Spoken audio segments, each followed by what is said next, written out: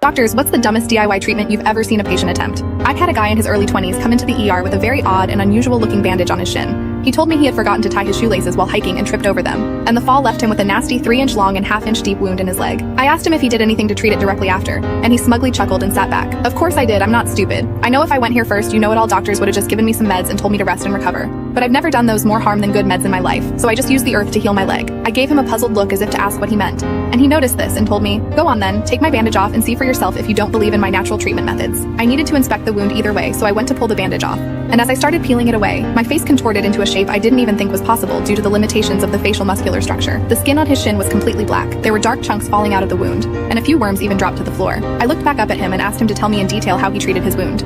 And he, pretty proudly, started explaining that he created a makeshift bandage by collecting the forest leaves, moss, and grass, mixing it all with river mud, sticking it together by spitting on it a few times, and stuffing it all into his leg. I didn't even know how to respond.